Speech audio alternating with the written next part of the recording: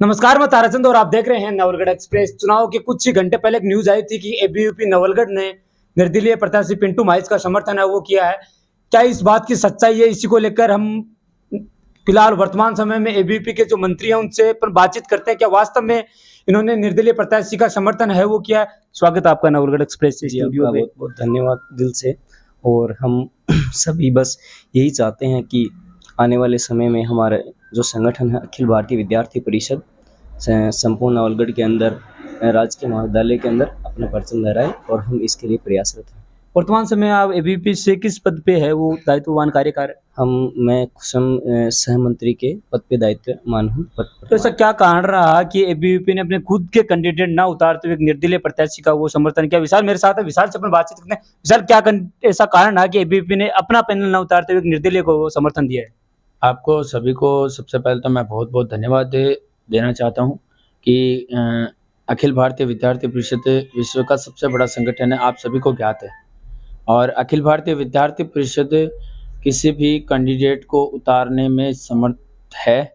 और इसमें हमने हमारी टीम को पहले कॉलेज कैंपस में सर्वे करवाया था, उसमें हमारा एक कैंडिडेट का नाम भी हमने लिया था कि हम अध्यक्ष पद के लिए चुनाव लड़वाएंगे।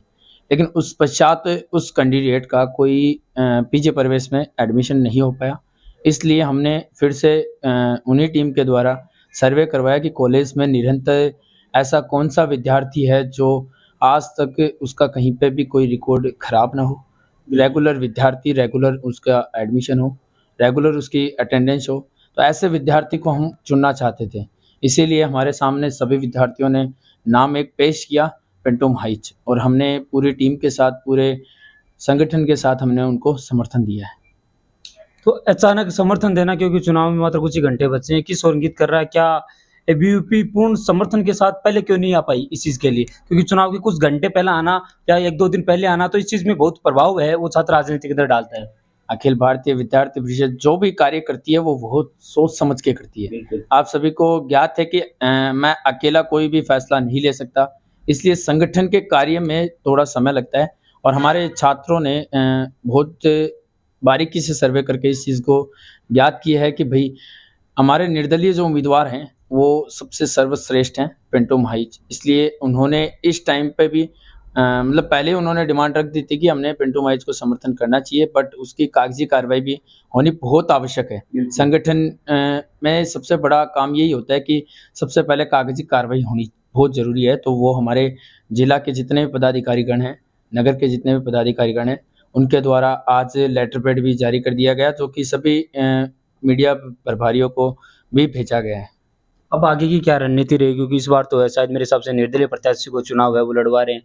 एबीवीपी के ऐसे कौन से मुद्दे थे और उस जो आपने निर्दलीय प्रत्याशी को समर्थन किया है पिंटू महेश को, उसके क्या मुद्दे थे कि सब कि उन्हीं मुद्दों को अगर एक मंच पे आने के बाद आपने है वो समर्थन कर दिया है, और उसी वो मुद्दे को लेकर क्या एबीवीपी के मुद्दों को लेकर वो आगे चुनाव है उसमें शामिल रहेंगे, या एक निर्दलीय के रूप में जो उनके चुनावी मुद्दे थे उनको लेकर वो रहेंगे?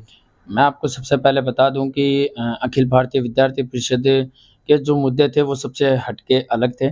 और हमने निर्दलीय प्रत्याशी से पहले बैठ के सारे वार्तालाप किए थे और उनसे पूछा था हमने कि भाई आप कॉलेज कैंपस में किस प्रकार से आप कार्य करोगे, किस प्रकार का आपका कार्यकाल रहेगा। तो उन्होंने हमें इतनी अच्छी अच्छी बातें बताई जो कि आज तक कॉलेज कैंपस में कभी उनके बारे में चर्चा नहीं की गई। उन बातों का कोई संज्ञान में आज तक किसी विद्यार्थी ने नहीं लिया। सारे के सारे आज तक के मैंने कॉलेज कैंपस में जो चीज़ देखी है वो सारे सिर्फ और सिर्फ कचरे के पीछे भागते थे, जो कि अभी तक लोग यही कहते हैं कि कचरा का ज्ञापन के लिए हम लोग सारे इकट्ठे होते हैं। लेकिन इस बार निर्दलीय प्रत्याशी पिंटू माहिच ने पहली बार ऐसा हमें विश्वास दिलाया कि हम इन कामों को न लेके इनके अलावा मतलब कॉलेज कैंपस का जो प्रेसिडेंट होता है वो कॉलेज के अंदर की बातें सारी सोचता है, कॉलेज के आसपास के एनवायरनमेंट के बाहर की जो बातें होती है वो कॉलेज के बाहर के लोग, नगर के लोग सोचते हैं। तो इसलिए पिंटू भाई ने हमारे सबसे बड़ी जो बात है वो रखी थी। तो उन्होंने हमें बताया था कि सबसे बड़ी बात है कि सिक्योरिटी सिस्टम, जो कि सबसे पहले पिंटू माहिज के द्वारा ही बोला गया था। आप सभी को ज्ञात है कि सबसे पहले पिंटू माहिज ने सभी बहनों की सिक्योरिटी सिस्टम के लिए इसलिए कहा था कि उस समय पहले बहुत सारे मुद्दे कॉलेज में हुए थे जो कि हर एक विद्यार्थी को ज्ञात है। उसमें कुछ विद्यार्थियों को सभी का नाम कैंडिडेटों का नाम उसमें भी शामिल था, तो हम उस बारे में चर्चा ना करते हुए उनकी बातों को बहुत बारीकी से हमने सुना था। तो इसलिए हमने उनको पूर्ण तरीके से उनकी बातों का भी समर्थन किया, उनके जो विचार थे उनको भी पूरा-पूरा समर्थन किया था। तो ये थे एबीवीपी से हमारे पास पूर्व जो एबीवीपी के पदाधिकारी है वो रह चुके हैं, वर्तमान समय जो एबीवीपी के पदाधिकारी वो भी हमारे साथ थे। क्या आपको क्या लगता है कि एबीवीपी के समर्थन के बाद पिंटू मैच और भी मजबूत होगा? क्या सीधे मुकाबला है वो पिंटू मैच या अन्य के साथ हो सकता है? इस बारे में आप कमेंट करके हमें अवश्य बताएं। और इस चीज को लेकर आप ये जरूर सोचिएगा, क्योंकि विश्व का सबसे बड़ा संगठन है वो अपना प्रत्याशी न उतारते हुए निर्दलीय प्रत्याशी का समर्थन है वो कर रहा है, तो कहीं ना कहीं ये नवलगढ़ की उस छात्र राजनीति के अंदर बड़ा है वो प्रभाव जरूर छोड़ेगी इस चीज के बिल्कुल, लेके। बिल्कुल। आगे की क्या रहेगी कि आगे जो प्रत्याशी हैं, अगर आपका प्रत्याशी जीत भी जाता है एबीवीपी से, क्योंकि जोइन है वो एबीवीपी, यूं कहें कि एबीवीपी के शायद मेरे हिसाब से ये जो आपके पिंटू माइच है वो एक पदाधिकारी कॉलेज कमेटी के वो भी रह चुके हैं, बिल्कुल, बिल्कुल कॉलेज कमेटी के ये पदाधिकारी इकाई के सचिव के रूप में मेरे हिसाब से शायद बिल्कुल, कार्य भी कर बिल्कुल चुके हैं। ऐसे इनको दायित्व पहले सचिव का ही दिया गया था। बट कुछ लोगों ने जो रिक्वायरमेंट करी थी उनको उनकी बातों में ये लोग आके निर्दलीय के उम्मीदवार में इन्होंने चुनाव का पहले ही आह्वान किया था, और हमने इनको प्रत्याशी के रूप में पहले ही इसलिए नहीं देखा था क्योंकि इनकी खुद की बात नहीं थी कि भई मैं चुनाव के लिए प्रत्याशी बनूँ। लेकिन कुछ समय बाद में कार्यकर्ता खुद चल के आए हमारे पास। उन्होंने कहा कि पिंटू माहिच प्रत्याशी करेंगे निर्दलीय उम्मीदवार के साथ, और हमने जो प्रत्याशी चुना था हमने पहले ही डिसाइड कर दिया था कि हमारे जो प्रत्याशी हैं उनको ही हम चुनाव लड़वाएँगे। ऐसा हमने पहले बताया भी था, और आपने देखा भी था कॉलेज कैंपस के बाहर हमने हेल्प डेस्क भी लगाई थी, निरंतर कार्य भी किया था। और हम किसी ज्ञापन पे पूरा कभी विश्वास नहीं करते, तुरंत कार्य जिस पे होता है उसमें हमारा सबसे बड़ा निर्दलीय उम्मीदवार का ज्ञापन रहा था। और वो ज्ञापन ये था कि हमने कॉलेज में सभी छात्र-छात्राओं ने मिलके वहाँ के वाटर कूलर की एक समस्या थी, तो हमने प्रधानाचार्य जी को वहाँ पे बताई थी। वो भी एक ज्ञापन के थ्रू था, बट उस पे तुरंत ही वहाँ पे कार्रवाई करने का बहुत ही सर्वश्रेष्ठ कार्य प्रधानाचार्य जी के द्वारा किया गया, और हम उनका बहुत-बहुत सम्मान करते हैं। और सबसे बड़ी बात है, मैं एक बात ये बोलना चाहता हूँ कि अभी आप सुनने में बहुत सारे लोगों से आ रहा है कि भई पिंटू माहिच के लिए अलग-अलग हवा अफ़वाह ये फैलाई जा रही है। आरोप प्रत्यारोप का कुछ घंटे बचे हैं, जरूर ये रहेगा कि आरोप प्रत्यारोप वो लगते रहते हैं एक दूसरे पर। भई सबसे पहले मैं इन आरोपों को, इन प्रत्यारोपों को सभी को अवगत करवा देना चाहता हूँ कि लोगों ने क्या-क्या हवाएँ ऐसी चला रखी है जिससे लोगों को गुमराह किया जा रहा है। आप सभी को पता है कुछ लोग ऐसे हैं जो कि ये बोलते हैं कि उस कैंडिडेट ने पिंटू माहिच को बिठा दिया। कुछ लोग ऐसे हैं जो वामपंथी के कैंडिडेटों से पैसे लेके पिंटू माहिच को बिठा दिया। तो ऐसा कोई भी मोमेंट हमारे साथ में नहीं हुआ है। पिंटू माहिच निर्दलीय उम्मीदवार से चुनाव लड़ेंगे, और मैं उम्मीद करता हूँ वो एक संघर्षशील है और जीतेंगे। और सबसे बड़ी बात ये है कि हम बात करते हैं कल की वोटिंग की, कि भई कल जो वोट होंगे, क्या अपील कर रहे हैं क्या कल के वोटों के लिए आप भी? मैं सबसे बड़ी अपील करना चाहता हूँ, जो भी विद्यार्थी है, जो कॉलेज में उनका एडमिशन है, वो मतदान ज़रूर करें, क्योंकि मतदान सर्वश्रेष्ठ कार्य है और मतदान करना सभी को चाहिए। और दूसरी बात, अगर आप किसी भी गाड़ी में किसी के भी साथ कहीं से भी आते हैं, तो उनको अपना आईडी कार्ड किसी भी व्यक्ति को ना दें, अपने पास रखें, क्योंकि आपका मतदान आपके द्वारा ही होना चाहिए। और कई गाड़ियों में जैसे अभी सुनने में आ रहा है कि जैसे वोटरों के साथ ये किया जाएगा कि गाड़ी में बैठते ही उनके पास आईडी ले ली जाएगी, और उसके साथ कॉलेज कैंपस में उनको लाके उनको एक पर्ची के साथ उनकी आइडिया दी जाएगी। तो ऐसा कार्य ना हो, और हम चाहते हैं कि सभी वोटर अपने पास अपनी आईडी रख के यहाँ पे मतदान करने आएँ, और आपको स्वतंत्र आज़ादी है। जो आपको लगता है जो व्यक्ति कार्य कर सकेगा उसी को आप मतदान करें।